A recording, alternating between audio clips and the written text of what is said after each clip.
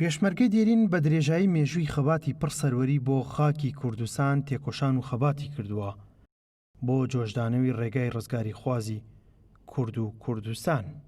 پێشمەرگە دێرینەکان بۆ ئەم قۆناغ و سەردەمە دەڵێن هەنگاوی سەرکەوتن و ڕۆڵی بەرەو پێشچوون بۆ ئایندە بەردەوامە لەسەر خەباتی پێشمەرگە و سەرکەوتن و ئازادی.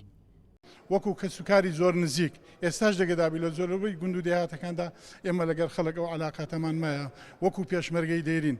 ئێمە هەم وەکو پێشمەرگە دێرینەکانیش زۆر جاران حیزبەکەمان یەکێتی نیشتمانی کوردستانمان لە کەس و کارمان و ماڵ و مناڵی خۆمان خۆشتر ویستووە، زارۆ بە ماڵ و مناڵی خۆمان بەجێ هێشتووە دوای یەکێتی نیشتمانی کوردستان کەوتوینە.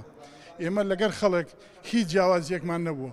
یەکێتی نیشتمانی کوردستان کاتی خۆی لە دێهاتەکان ئەنجومەنی دێهاتەکان مامۆستای پێشمەرگەی بۆ دانان، دکتۆری پێشمەرگا، خستخانەی پێشمەرگا لە گوند و دێهاتەکان هەمیشە فەرقی نەبووە.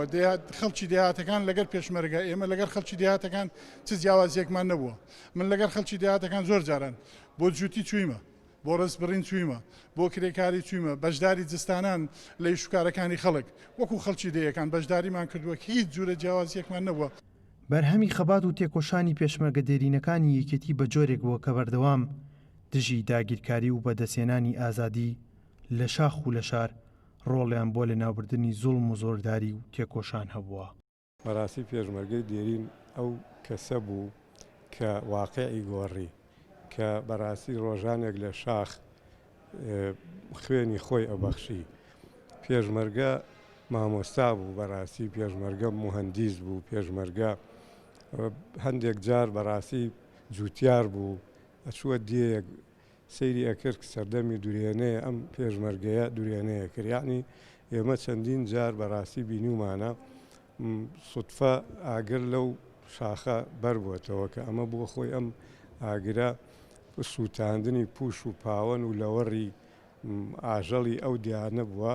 پێشمەرگەشان بەشانی خەڵکی دیەکە هەڵساوە بە کوژانەوەی ئەم ئاگرە. لەبەرەوە بەڕاستی ئەمڕۆ پێشمەرگە حەقی تەقدیرە، حەقی ڕێزە. بۆ ئەم سەردەمە پێشمەرگە خەباتی بێوچانی بۆ پاراستنی بست بە بستی خاکی کوردستان بەردەوامە. پێشمەرگەکانی یەکێتی نیشتیمانی کوردستان بەردەوام خەبات بۆ ئازادی و پاراستنی کوردستان دەکەن. ئەحمەد ئیسماعیل گەلی، کوردستان، سلێمانی.